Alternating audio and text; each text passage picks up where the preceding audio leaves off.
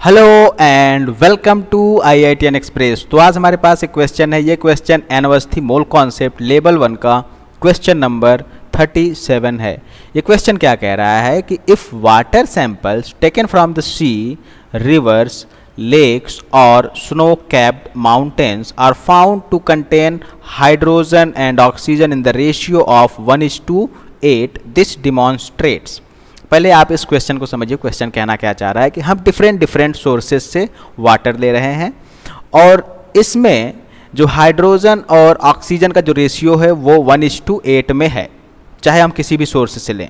तो ये किस लॉ को डिमॉन्स्ट्रेट करता है? तो ये बहुत ही सिंपल, बेसिक और थ्योरेटिकल क्वेश्चन है। ठीक है, आप इसको पढ़ के ही आपको आंसर पता होगा कि आंसर होगा ऑप्शन डी। ठीक है, कैसे? आप ध्यान दीजिए।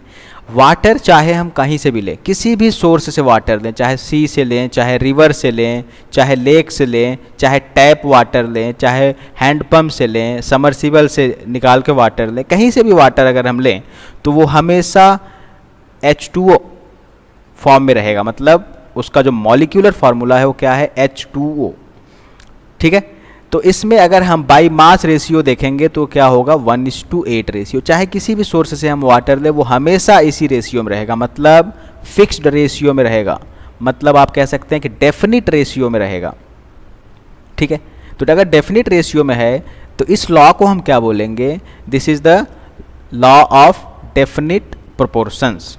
ठीक है, the law of definite proportion क्या स्टेट्स करता है, इसका स्टेटमेंट क्या है उसको देख लेते हैं। ये बोलता है कि it states that A given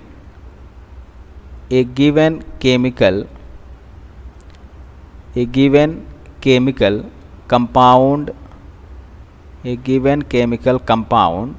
always contains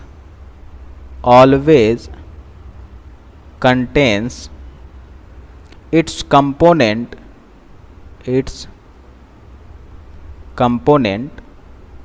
components in a fixed ratio. ठीक है, और you can say in a definite ratio. ठीक है, और इसी को हम क्या बोलते हैं? The law of definite proportions. चाहे हम वाटर किसी भी सोर्स से लें, इट माइट बी कि वहाँ पे इम्प्योरिटी डिजॉल्व्ड हो, लेकिन उसका मॉलिक्यूलर फार्मूला हमेशा H2O होगा और वो हमेशा 1:8 रेशियो में होगा। ठीक है, और इसी को हम क्या बोलते हैं? The law of definite proportions. तो answer is going to be the option D, the law of definite proportion. Okay, so hope you got the answer. Thanks for watching and have a good day.